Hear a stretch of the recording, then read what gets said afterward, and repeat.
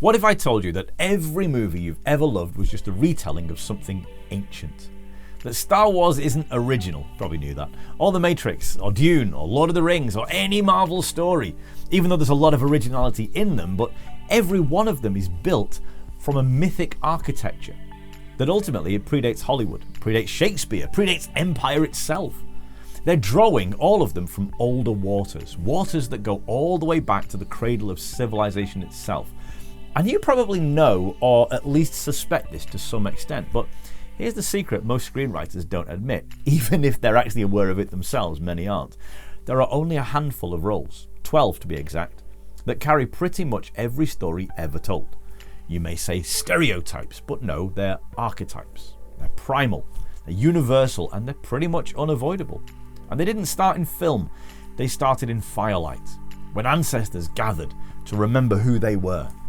These 12 archetypes are still walking with us, even in you. You're probably going to recognize yourself in a lot of them.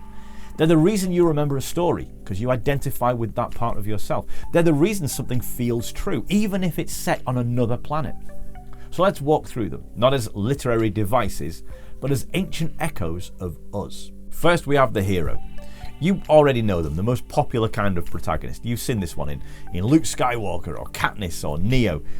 The uneducated might just call them a protagonist, but this is more than that. The hero is the one who steps forward when the world breaks. They aren't brave because they're fearless. They're brave because they're afraid, and yet they still choose. The hero begins as someone ordinary, flawed, often reluctant, but the myth doesn't care. In fact, it kind of uses that. The story needs someone to go, someone to cross into the unknown, to descend into darkness, to suffer for something greater. Heroes carry the burden of transformation, and when they return, they aren't the same, and neither are we, because we transformed with them. And then comes the mentor. They appear just when the hero is lost. The mentor doesn't walk the full path, but they hand the hero the map. They're the key to success. So people like Gandalf or Morpheus or Hamish or Dumbledore or Obi-Wan. The wise old man or woman, let's not go there, but the mentor archetype is more than a teacher. They're a memory, a legacy. They represent knowledge that was fought for, bled for. Often they must die because their death ignites the hero's choice. We lose the mentor to find ourselves. And in real life, the mentors you've had have been the books you've read, or voices that you've heard, or leaders that inspired you. They were preparing you to take your own myth forward. Now the outlaw, the rebellious, defiant, disobedient one. Now they can either be an anti-hero or the best kind of villain. They're chaotic, but never for the sake of chaos. The true outlaw breaks the system to reveal the truth. They don't fit in because the world is too small for them. Instead, they tear down what no longer works. So, V for Vendetta, Deadpool, Sarah Connor, Thanos. Oh, they're the lightning in the blood. The outlaw is an ancient force, the Prometheus who steals fire from the gods. They're hated by institutions, but often loved by the crowd, because deep down we all want the courage to disrupt. So to some, even the outlaw villains are heroes. The explorer is different. They don't destroy, they leave. They feel the walls closing in, and they walk into the unknown. Moana, Indiana Jones, Cooper in Interstellar. The explorer archetype is not about distance travelled, but the possibility explored, and the questions answered. What's out there? What else is true? This is the part of us that isn't content, that keeps looking. In ancient myths, they are the wanderers, the sailors, the stargazers. They move the map forward that others will then read. And in a world obsessed with safety and sameness, can I suggest maybe we could do with some more explorers? And then there's the creator, the ones who shape the world with their hands. They build, they invent, they compose. Tony Stark is a creator, so is Frankenstein, so is Oppenheimer. The creator wants perfection, but perfection always comes with a price. As much as their strength is vision, their flaw is obsession. Anyone who's ever met Steve Jobs would agree. In myth, they're the god of the forge, the artisan, the bard, the Sauron. In real life, they're the ones who obsess over blueprints and melodies, scripts, trying to birth something the world has never seen. The creator reminds us that imagination is power. The ruler wants control. They seek order in the face of chaos. They are kings and queens, presidents and generals, CEOs and cult leaders. T'Challa is a noble ruler. Palpatine is a corrupted one. Donald Trump is one of those. Now, rulers build civilizations, but if they forget the good of the people, the myth turns them into tyrants. The ruler archetype in ancient myth is the judge, or the king, or the lawgiver.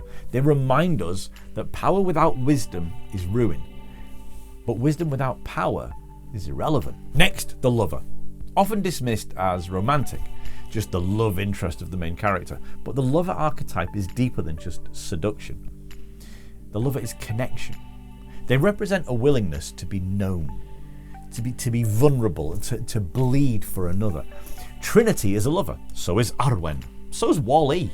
They're the soul of the story, the one who reminds the hero what's worth saving. The lover teaches us that intimacy is a necessary revolution in a world of division. And the caregiver stands with those who cannot stand alone. So think Samwise Gamgee, or Aunt May, or Baymax. They serve without fanfare. They endure without recognition. The caregiver archetype is vital because they hold the hero together. They are healers, protectors, defenders of the small. In ancient myth, they are the midwives and the mothers, the loyal guardians. They often go unnoticed. But without them, literally everything fails. Then there's the innocent, the one untouched by the world. They represent purity, belief, trust. Not ignorance, but hope in the face of hopelessness. Often a child or someone with a childlike innocence. So like Forrest Gump or Buddy the Elf. And through their eyes, we don't see the world as it is, but as it could be. And that can be really powerful. In myth, they are the lamb, the untouched soul, the dreamer. In modern stories, they are often what must be protected, or what must grow. When the innocent is lost, the world becomes harder, colder. But when the innocent survives, the myth breathes. And so do you. Then comes the sage. So similar to the mentor, but not the same. Where the mentor guides, the sage reveals. They are truth bearers, light in darkness. They don't hand you a weapon, they hand you a question. In Star Wars, Obi-Wan is a mentor. Yoda is a sage. In The Matrix, you have Morpheus, but then the Oracle. Sages don't comfort you, they provoke you, because they know you can't defeat what you don't understand. In every myth, the sage stands between illusion and awakening. And they never give you the whole truth, only what you're ready to carry. Cookie. The magician transforms reality. They're the ones who cross thresholds. They bend time, shift consciousness. So think Doctor Strange, Gandalf. I know he's a different type of character, but he's complex. The Oracle, again, yes, some of these are mentors and sages too. In myth, they are the shaman, the seer, the alchemist. But the magician is dangerous because they see things that others don't. They deal in paradox and mystery. They walk the line between wonder and madness. They can guide or they can deceive because transformation is never neutral. And finally, the Everyman. The most overlooked of them all because they look like us. Bilbo, Peter Parker, Arthur Dent. The Everyman is the ordinary soul caught in extraordinary circumstances. They're not chosen. They're not powerful, but they choose. That's what makes them powerful. They respond, and through their choices, through their eyes, we remember ourselves. The Everyman proves that the myth belongs to everyone, that anyone can answer the call, including you. And here's the truth most of us miss, largely because you didn't actually know about any of this. You are already living one of these myths. You are already embodying at least one of these archetypes, probably different ones at different stages of your life. So maybe today you're the hero, facing something no one else will. Maybe you're the sage. You hold knowledge that others aren't ready to hear. Maybe you're the outlaw. Maybe you're the lover or the creator. But make no mistake, you are in the story. You're in every story you ever see.